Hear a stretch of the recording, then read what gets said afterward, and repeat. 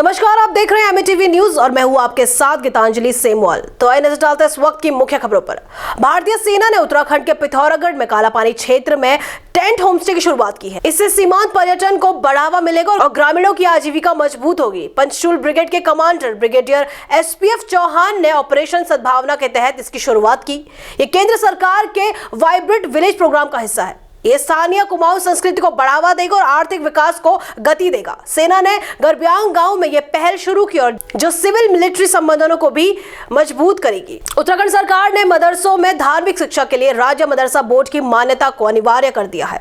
साथ ही शिक्षकों को भर्ती तयशुदा मानकों के आधार पर होगी। ये फैसला सुप्रीम कोर्ट के हालिया निर्देशों के बाद लिया गया, जिसमें धार्मिक के साथ आधुनिक शिक्षा पर भी जोर दिया गया। अब मदरसों में हिंदी, अंग्रेजी, गणित, विज्ञान जैसे विषय एनसीईआरटी पाठ्यक्रम के तहत पढ़े जाएंगे। मान्यता के लिए न्यूनतम पीने का पानी, शौचालय जैसी सुविधाएं जरूरी होंगी। शिक्षकों के लिए बीएड या समकक्ष योग्यता अनिवार्य होगी। सरकार का कहना है कि इससे छात्रों को गुणवत्तापूर्ण शिक्षा मिलेगी, जबकि विपक्ष ने इसे धार्मिक शिक्षा में हस्तक्षेप बताया। यूके पेपर लीक मामले की जांच के लिए गठित एकल सदस्य आयोग कल 8 अक्टूबर को राजधानी में जन सुनवाई करेगा।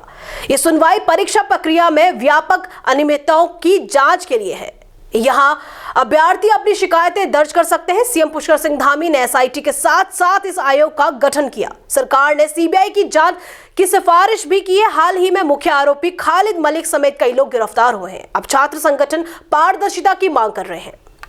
ऋषिकेश के आदर्श नगर स्थित सरस्वती शिशु विद्या मंदिर में विजयदशमी के अवसर पर भारत रक्षा मंच की ओर से शस्त्र पूजन कार्यक्रम आयोजित किया गया। भारत रक्षा मंच महिला प्रकोष्ठ की संगठन मंत्री हिमानी कौशिक ने कार्यक्रम का संचालन किया। विधिवत शस्त्र पूजा के साथ साथ शुरू हुए इस आयोजन में मुख्य वक्ता रघुनाथ सिंह ने शस्त्र पूजन को भारतीय संस्कृति की गौरवशाली परंपरा बताया और राष्ट्रीय स्वयंसेवक संघ के शताब्दी वर्ष पर कार्यकर्ताओं को बधाई दी। उन्होंने कहा कि भारत रक्षा मंच का लक्ष्य मुखर हिंदू और प्रखर राष्ट्र का निर्माण है। कार्यक्रम में तेलू राम, भावना किशोर, पुष्पा ध्यानी, नीलम चमोली समेत कई लोग मौजूद रहे। उत्तराखंड में जमीन खरीदना अब और महंगा हो गया है। सोमवार 6 अक्टूबर को लागू नए सर्किल रेट में औसतन 22% की बढ़ोतरी हुई, जबकि नैनीताल में 50% तक दाम बढ़े। नैनीताल की मॉल रोड कुमाऊं में सबसे महंगी बन गई है। यहां वोट स्टैंड से एसबीआई तक भूखंड के दाम 1 लाख से बढ़कर 1.5 लाख रुपए प्रति वर्ग मीटर किए गए हैं। हल्द्वानी के नैनीताल रोड पर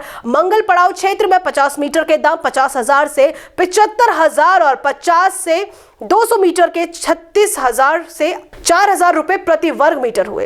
तहसील से ऊपर 29,000 से 1 लाख और 20,000 से 26,000 रुपए किए गए।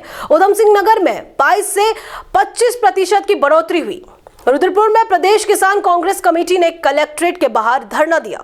धान खरीद में मनमानी का आरोप लगाया। हरेंद्र सिंह लाड़ी और संजीव आर्य की अगुवाई में कांग्रेसियों ने कहा कि कम रेट और नमी के बहाने से किसान बाजार में बेचने को मजबूर हैं।